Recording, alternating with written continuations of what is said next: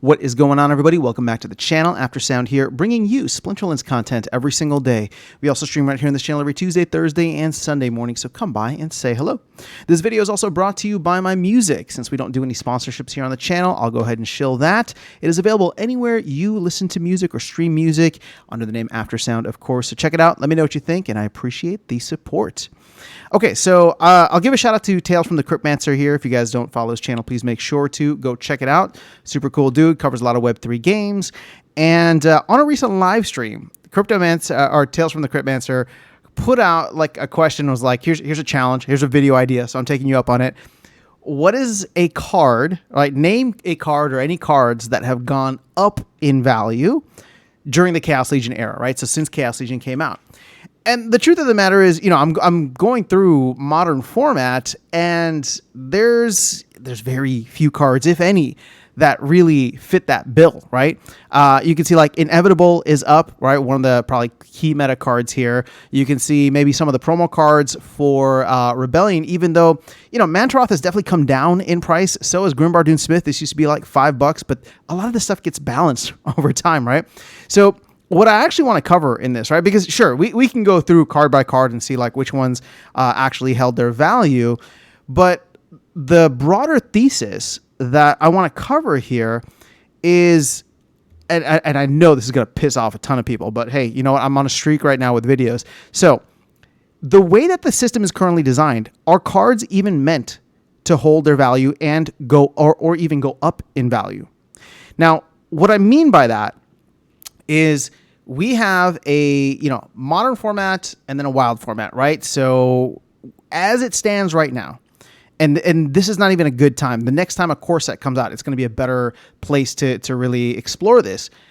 You end up essentially paying a premium to play in modern format because ideally there's less players, meaning that the rewards are higher, right? That's even reward pool split between the two, modern and wild format, but anybody and everybody can play in wild, you know, for the wild season pass, and only people who have the newest, latest, and greatest cards are able to play in modern format. So the thing is, if you are paying a premium to play in the format that has higher overall rewards, why would you think that the cards that you're buying at a premium would go up in value over time if you already know that you're buying them at a premium, right? So that's the I guess the perspective that I'm just trying to set here, right? Let's level set where I think things are at. Now, I made a video about this a while back, and I don't think that I was able to articulate it in the same way that I'm doing now. And, you know, again, the response to that was something similar, right? Oh, well, cards are deflationary, so technically they should be, you know, they should be going up in value over time if the economy is working well. But let's dig into that a little bit more. Cards are individually deflationary, but one thing that I've constantly said on this channel for at least the last couple of years is that cards as an asset class are infinitely inflationary, right? There will always be more cards. And just because you don't have a Mantaroth or a Grimbardoon Smith doesn't mean you can't play the game. Nor does it mean that you can't go out and buy a card that either balances, right? So you can get like a Venka, for example. Or you can get, or you can just play around it and not be at the top of the, you know, the cream of the crop, so to speak. So in looking at that, like, what are the things that actually drive card value and card scarcity? Well, at the end of the day, there's only one answer, and that's like a bunch of new players coming in that want that specific card. Right. And that's really difficult to quantify because I'll tell you this right now, like I mean, look, Mantaroth is valuable, right? You have even Lux Vega. All these cards are fantastic.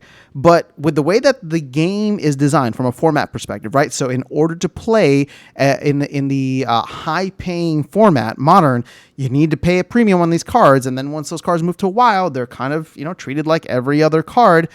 So on the front end, you're paying a premium for that, which we discussed earlier. And then on the back end, if these new players come in, there's no guarantee that they have to have a Mantaroth or that they have to have an Inevitable or a Lux Vega or a Grimbardoon Smith.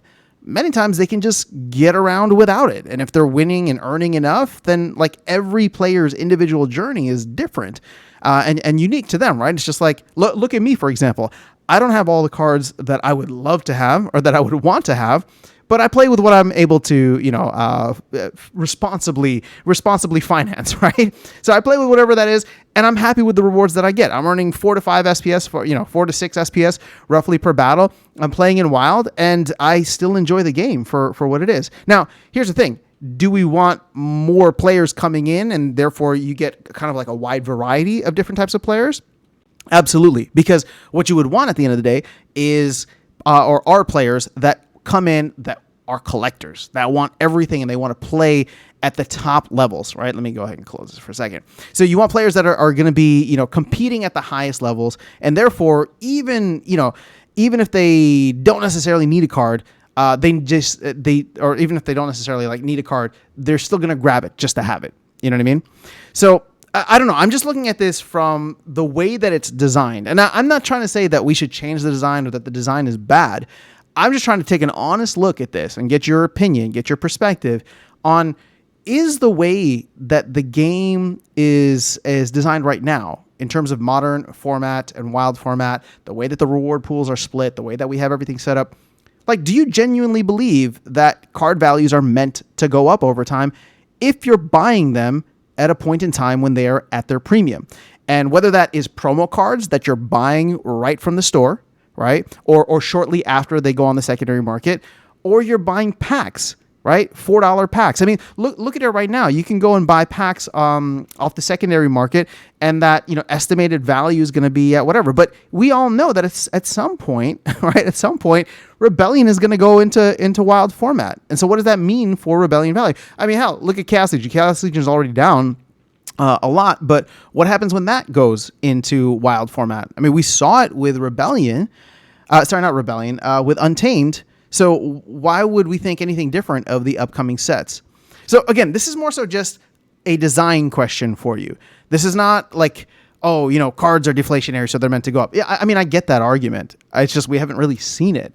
And for the most part, I would say like alpha and beta are kind of in a league of their own because they were given such powerful buffs on land. And maybe that's something that we end up seeing in the future for Untamed too, right? Like after a certain point, do we get, does Untamed get a little bit of a boost as well? Or does everything start scaling up, right? People who want that 2x multiplier on land, for example, will start buying Untamed once all the alpha and beta cards run out, yada, yada, yada, right? So all that. Again, I don't know. I don't know what the right answer is.